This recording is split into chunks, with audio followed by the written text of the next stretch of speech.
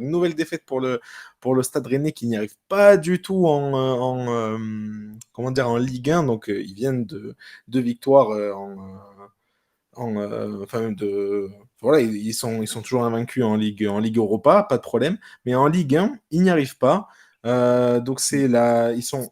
Oh là, attendez, hop, ouais, désolé, hop, ils sont donc 13e avec 12 points.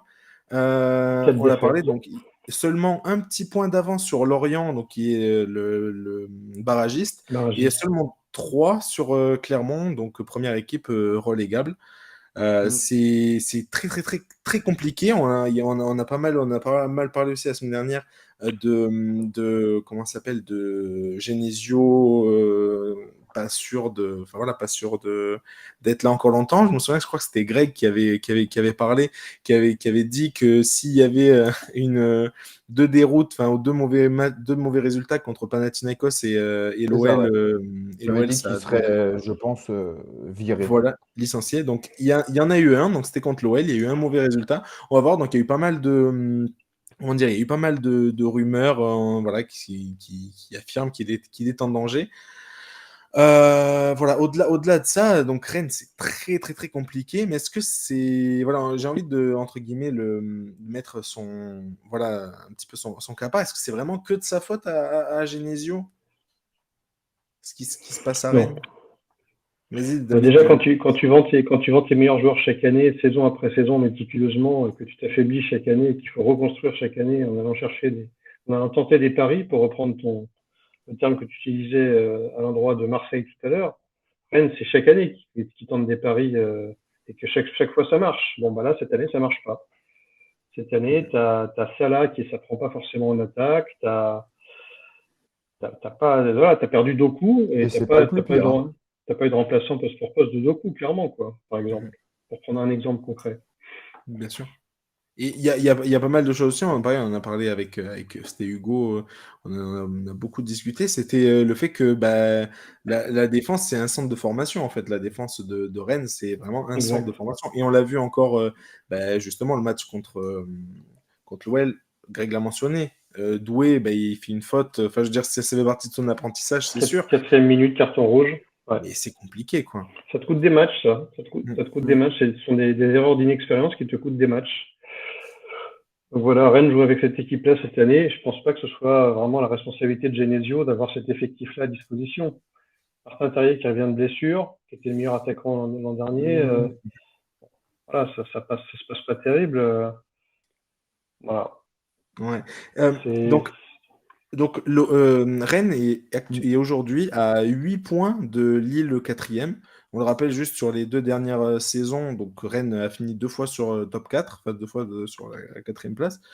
Euh, il visait clairement enfin voilà, c'était je veux dire l'objectif mentionné, l'objectif qui parlait, enfin que Rennes, je veux dire, voilà, a assumé au début de saison, c'était de jouer le podium. Là, on en est un peu loin. Est-ce que vous y croyez encore? Tu y crois encore, toi, Hugo? non mais ça Ah, va ou très vite vas-y. en Ligue 1.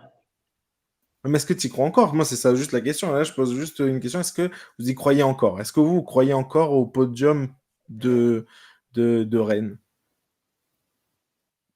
C'est pas, enfin voilà, encore une fois, ça Non, peut. Bien sûr, moi vas-y, vas-y. personnellement, j'y crois pas trop.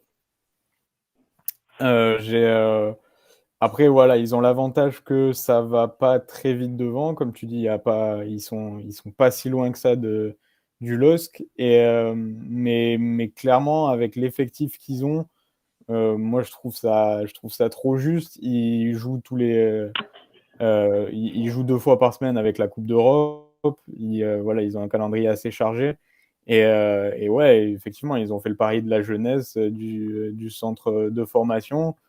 Voilà, c'est dans leur stratégie, mais forcément, hein, tu peux pas chaque saison sortir Kamavinga ou Ousmane Dembélé. Enfin voilà, Exactement. c'est des exceptions. Donc là, à voir aussi par rapport à l'entraîneur, vu qu'a priori, il devrait profiter de la trêve internationale pour faire une réunion en interne et pour décider de l'avenir de Genesio. Donc à voir ce qu'il advient de Genesio.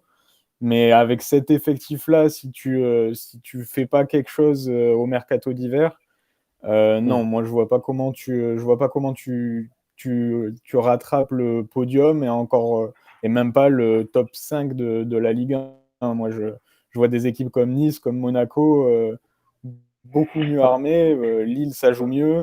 L'Olympique de Marseille, Après, ils ont un effectif plus fourni. Enfin, après, on avait le débat sur le RC Lens en début de saison, après son début de saison calamiteux. Là, le RC Lens, aujourd'hui, il est 6e. Tu vois, ça va très très vite en Ligue 1. Tu passes de ouais, mais relégable à jouer l'Europe en 2 matchs.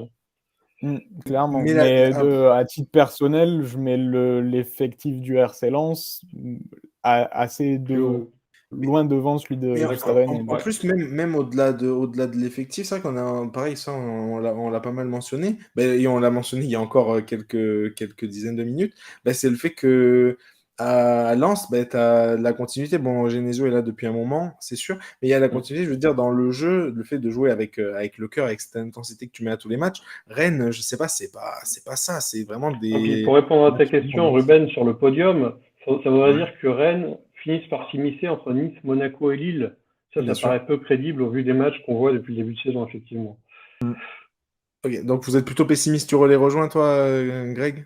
Plutôt pessimiste ou... Podium, oui, je suis d'accord, ça va être compliqué. Top 5 à la limite, parce que comme vous l'avez dit, ça va vite. Mais moi, où je trouve qu'il y a. Alors après, on va pas. Mais on va commencer à tirer des conclusions. Mais c'est. Donc Genesio, je trouve qu'il est responsable en grande partie également. Mais il y en a un qu'on ne parle pas, c'est Florian Maurice. Et ce sont deux Lyonnais.